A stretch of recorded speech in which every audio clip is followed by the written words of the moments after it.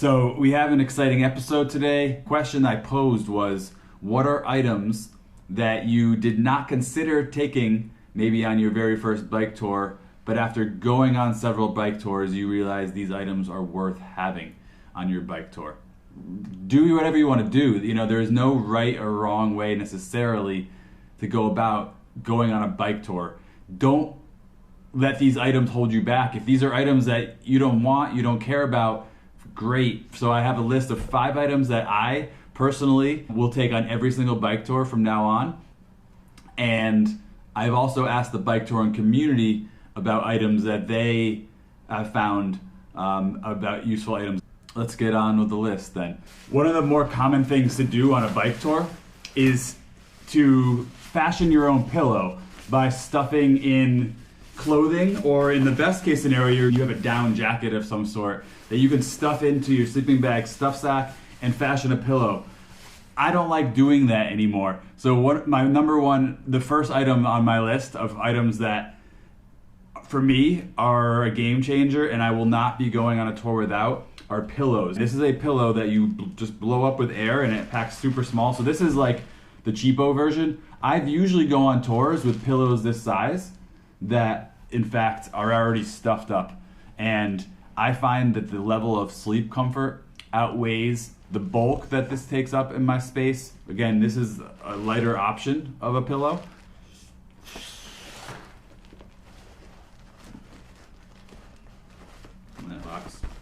So this isn't bad.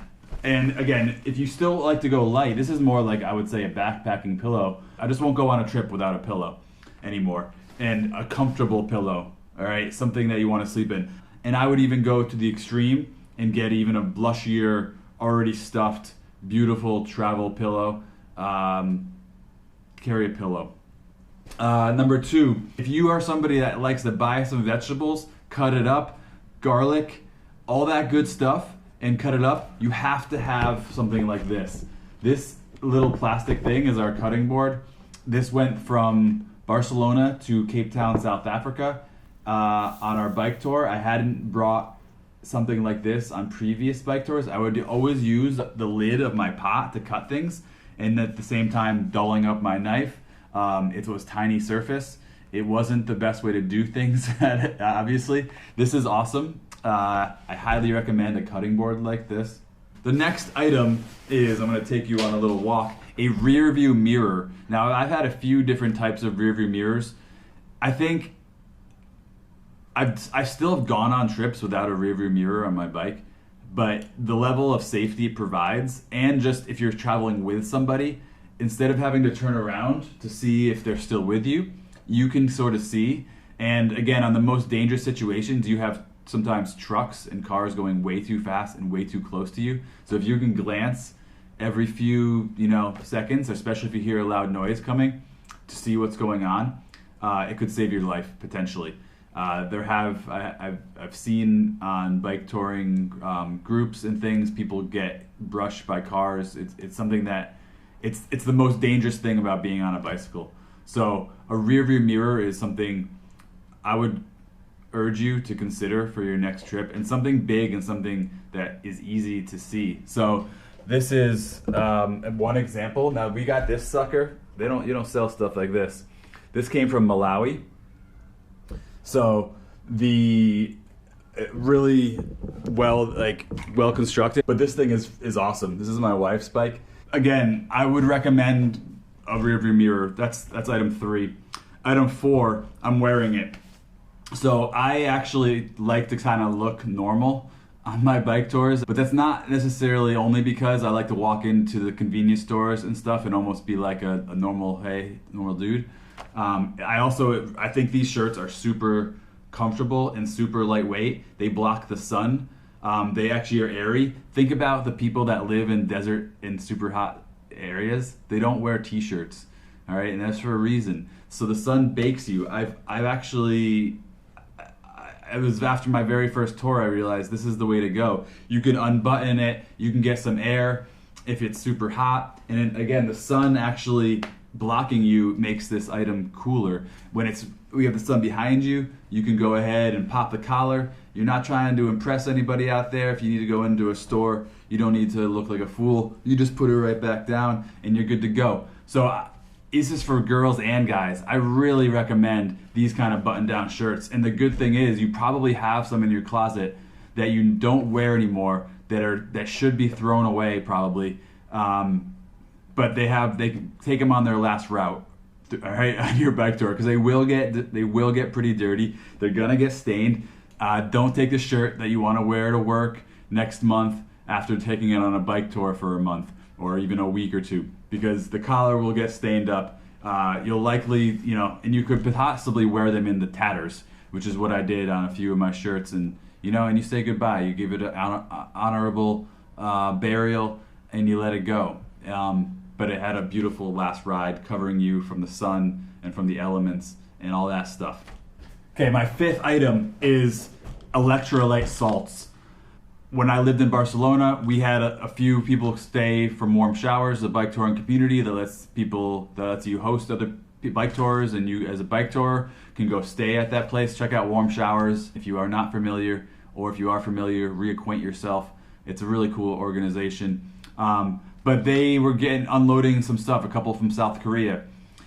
They were unloading things, they were going back to South Korea, and they actually gave me a powder form. So you can get this in powder. This stuff is actually more popular now than ever, I think, because people are realizing maybe more why they feel like on a bike tour sometimes if you're sweating. I sweat a lot, and I've had on more than one occasion times where I have sort of been sick to my stomach, unable to eat, because I like to push myself hard, and I don't really realize how worn out I am until I get to where I'm gonna go. On the worst of occasions, I threw up out of sickness, and part of the reason was I realized I was sweating and drinking water, but I wasn't getting back the nutrients, the minerals that your body needs when you sweat a lot. So if you're cycling in the heat, you can't just drink water. You need to have something. All right, this is a pill form. You can get the powder that you actually just dump in your liquid. I think that's almost even better, because that way you're sipping it all the time and you're getting not only the water but the minerals you're losing by sweating. So I highly recommend it. It felt like spinach, like Popeye spinach, when I would take this stuff. It's what your body needs when you're sweating a lot. All right, so that's my 5. Pillow, cutting board, mirror, long sleeve shirt, electrolytes. All right. The bike touring community spoke up, and one of well, maybe I won't give you the number 1 first. Let me give you a couple of the honorable mentions. So a solar charger, but on top of a solar charger, I think people recommend a power bank. So there are power banks that can charge your electronics like a phone 5-6 times, and it's not, again, on a bike you can carry weight and it's not a big deal. All right, so a power bank can be really useful, and I'm going to couple that with a solar charger. I have gone with solar chargers. I think they're pretty good, but again, most of the time on a bike tour, you're going through towns more often than not. Even on bike packing trips, you're going to ride through a town. You got to fuel up. You can sit in a cafe and charge your things, but there might be extended periods where you aren't able to do that. And again, that's where a solar charger was useful for us. When we were in places like Namibia and Morocco and Mauritania, when there wasn't places to charge and there's the sun. So solar charger is good, power bank just as good, so that in between stretches of not going to a place that you can plug it in, you can charge your items. So that was one of the items people said they won't go back on a trip without, but they didn't consider it in the beginning. Another one was a hammock. Many people love having a hammock. Now, of course, go to a place with trees.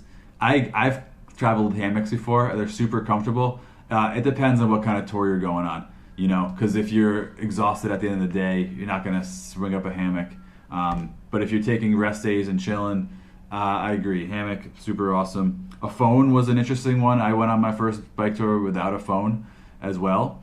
I was in Spain, and I just didn't have a phone plan and didn't feel like getting a phone. But nowadays, I actually miss the old paper map days.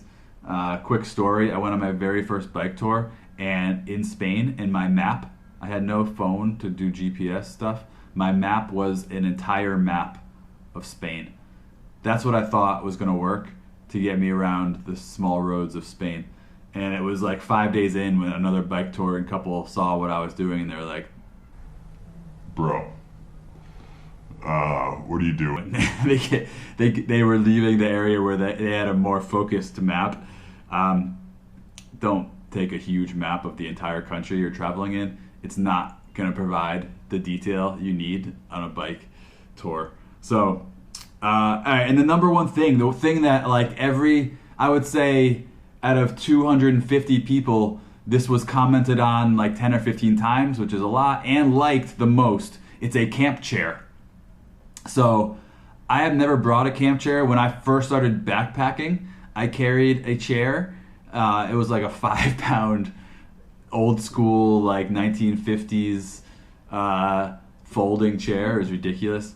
And I stopped doing it after that. I don't mind sitting on the ground, but there are a lot of bike tours take trips are a little bit older, and I can definitely understand the comfort level and maybe the niceness of having a chair, and they come super light nowadays. So the one mentioned the most was the Helinox chair. So again, I have no reference to this, but this chair was mentioned the most by the bike touring community.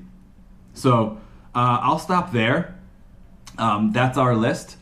Again, what items do you think I've left off? You know, again, this is not a list of like the items you have to bring on a bike tour. This was a list of the items that you didn't consider bringing, but now you feel are items that you don't want to leave home without. You know, everybody starts out the way they start out. You learn as you go. It's like any activity.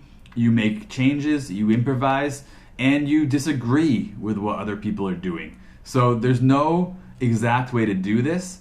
These are items, again, I would recommend you consider trying if you haven't yet. And, you know, yeah, just get on a bike and go for a bike ride. Don't let stuff hold you back. All right, if you have a bike, any bike, you can go on a bike tour. One night, go for a bike ride, sleep, ride home. That's a bike tour. All right, get on your bike and go for a bike ride.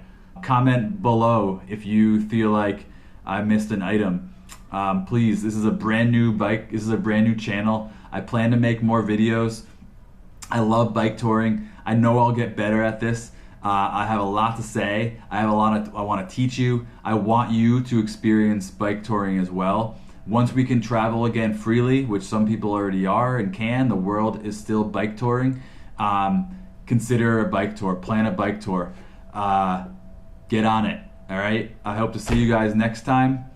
Subscribe if you are interested in more videos about bike touring, and I'll see you guys next time. Cheers. Thanks. Love you all.